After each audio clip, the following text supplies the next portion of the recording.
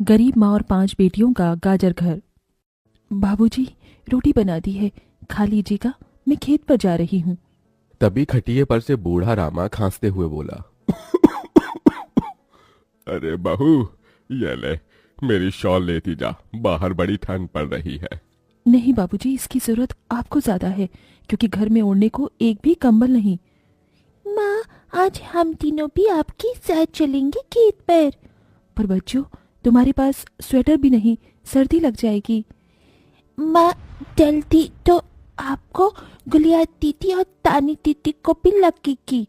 अगर हम जब एक साथ मिलकर खेत पर काम करेंगे तो ज्यादा पैसे आएंगे और फिर हम कंबल खरीद लेंगे। मेरा राजा बेटा कितना समझदार हो गया है, माँ के दुख को समझने लगा है। सरिता अपने बच्चों के साथ खेत पर आती है, जो कि जंगल के पास पड़ता था। बच्चों, हमें आज के आज खेत जोतकर गाजर की फसल बोनी है। सरिता की चारों बेटियां और राजा भी कड़ी मेहनत से बंजर खेत को जोतते हैं और फिर सब मिलकर खेती करते हैं। दिन बीतते हैं। एक रोज जब सरिता घर आती है तो वो अपने पति को घर में जुआ खेलते देखती है। अरे बिरजू, भूख लगी है। ये ले, दारू 2 घूंट मार ले। अरे खाली दारू, इसके साथ कुछ चखना मिल जाता तो मजा आ जाता। अरे देख बिरजू, तेरी लुगाई आ गई। बिरजू को घर में जुआ खेलते देखकर सरिता बौखला कर बोली, अजी, तुमको शर्म नहीं आती? घर में जुआ खेलते और दारूबाजी करते। तो फिर बोली, अरे जानती नहीं, पति परमेश्वर होता है और पत्नी की जगह पति के पैरों में होती है। चल जल्दी से मेरे लिए अंडा ऑमलेट बना और गरम रोटी भी। तुम्हें अब मुफ्त का खिलाने को राशन नहीं मेरे पास। 6 बच्चे हो गए हैं, जानती भी हो इन सब का पेट कितनी मुश्किल से पाल रही हूँ मैं। तुम्हें तो जिम्मेदारी से मतलब ही नहीं। घर में बूढ़ा बीमार पिता है, तुम तो कमाने गए थे ना, फिर क्या हुआ? आते ही पैसे मांगने लगी। पति ने खाया पिया कि नहीं ये तेरा बाप पूछेगा। नशे में धुत बिरजू सरिता से अकड़ते हुए अपनी चमड़े की चप्पल निकालकर उसे बहुत पीटता है।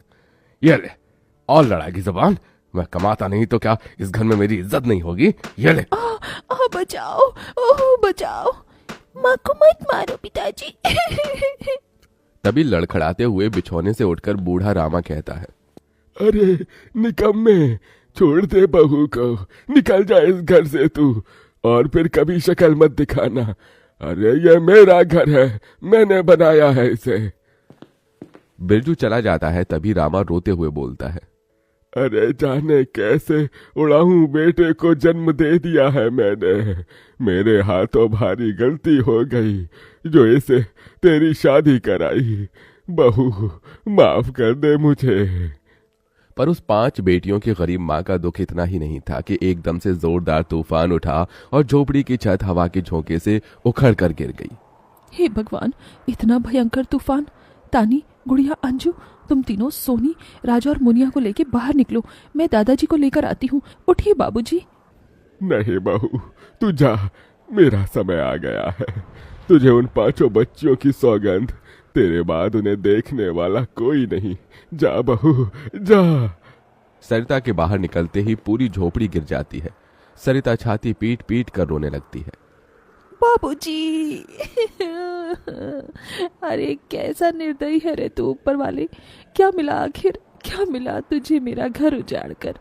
तू खुद तो अपने घर में सो रहा है और मेरी 5 बेटियों को बेघर कर दिया। जवाब दे, तू बोलता क्यों नहीं?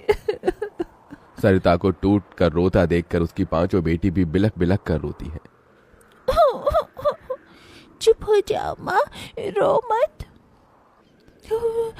माँ, मुझे जल्दी ठंड लगती है। हे भगवान, इतनी बर्फ गिर रही है, मुझे इस ठंड से अपने बच्चों को बचाना होगा। सरिता सबका दरवाजा खटखटाती है, मगर कोई भी मुसीबत में उसकी मदद नहीं करता। हार कर वो अपने जंगल वाले गाजर के खेत में आ जाती है और सब रात भर ठंड से कांपते ठिठुरते हुए बीतती है। माँ, बहुत भूख लगी है। हाँ माँ, मुझे भी भूख लगी है। तभी सरिता की सबसे बड़ी बेटी तानी खेत में देखती है जहाँ लाल लाल गाजर उगे थे। देखो माँ, हमारे खेत में तो गाजर तैयार हो गए हैं। फिर तानी अपने सभी भाई बहनों को गाजर तोड़ कर देती है। ये लो मेरी बहनों, गाजर खा लो। अपनी बेटियों को ठंड में ऐसे देख उस गरीब माँ का मन अपार दुख से भर जाता है। अपनी इस गरीब लाचार माँ को माफ कर देना बच्चों, तुम्हें ये ठंड भोगना पड़ रहा है। तभी एकदम से दिन का माहौल रात सा हो जाता है और तेजी से बर्फ गिरने लगती है। बाप रे बाप, एकदम से इतनी ठंड, ऐसी तो बिना घर के हम बच नहीं पाएंगे। तभी सरिता अपना आंचल उन पर उड़ाती है, मगर बच्चे थरथरा उठते हैं कि एकदम से गुड़िया कहती है, माँ, तानी दीदी, हम अपना घर बना सकते हैं। मगर कैसे बिटिया, हमारे पास पैसे भी तो नहीं। माँ देखो, हमारे खेत में कितने सारे गाजर उगे हैं, हम इसी से अपना घर तैयार करेंगे, पर हम सबको साथ मिलकर मदद करनी होगी। राजा बेटा, जब तक कि हम गाजर घर तैयार नहीं कर लेते, तुझे अपनी छोटी बहनों का ख्याल रखना होगा, रखेगा ना? हाँ माँ, रखूंगा। सरिता आग जलाकर अपने दोनों सबसे छोटे बच्चों को उसके पास बिठा देती है और खुद अपनी चारों बेटियों के साथ उस भयंकर ठंड में गाजर घर बनाने लगती है। अंजू, सोनी, गुड़िया, तुम दोनों मुझे और तानी दीदी को गाजर तोड़ तोड़ कर दो, हम घर बनाते हैं। ठीक है माँ। गरीब माँ बेटियां मिलकर गाजर घर बनाती हैं, मगर घर एकदम से ढह जाता है, जिससे सरिता दुखी हो जाती है। कितनी मेहनत से ये गाजर घर बनाया था हमने, मगर सारी मेहनत बेकार चली गई। तभी चारों बेटियां रोते हुए गाकर अपनी माँ को हिम्मत देती हैं।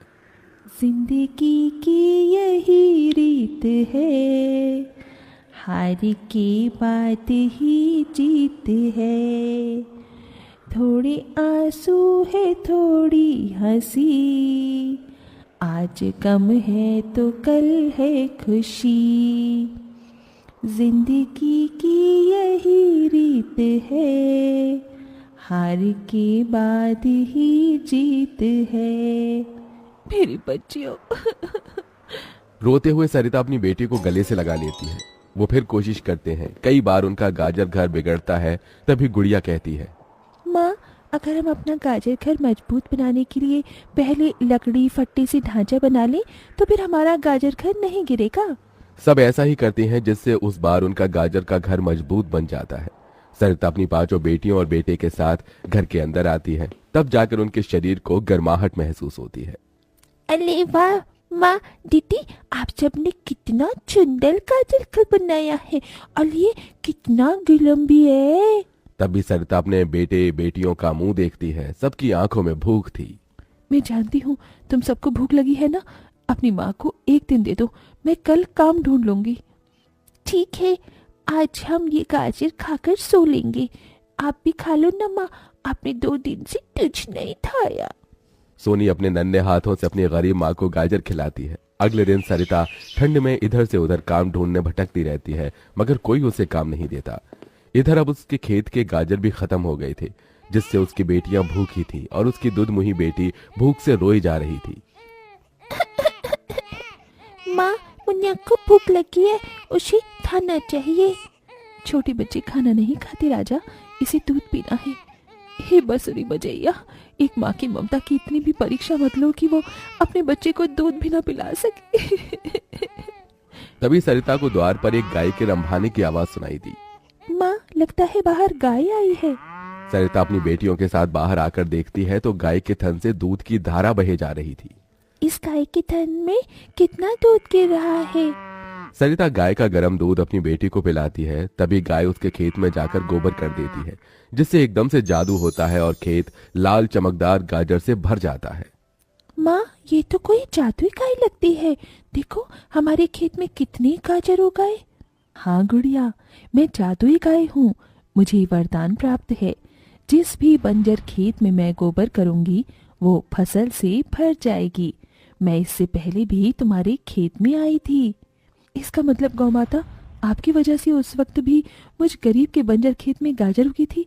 आपका कोटि कोटि धन्यवाद गौ माता। माँ, तुम काम ढूंढ रही थी ना, अब मैं ढूंढना। तुम तो कितना अच्छा गाजर का हलवा बनाती हो, और गाय के दूध से खोया, घी, दूध सब बनता है। तुम हलवा बनाकर बेचो। सरिता उस गाय के दूध से घी खोया तैयार कर लेती है और गाजर का हलवा बनाकर बेचने लगती है, जो कि लोगों को खाने में स्वादिष्ट लगता है। उसकी अच्छी कमाई होती है, जिससे उसकी आर्थिक स्थिति ठीक हो जाती है और वो गाय उसके गाजर घर के बाहर बंधी खेत के गाजर और घर दोनों की पहरेदारी दिया करती।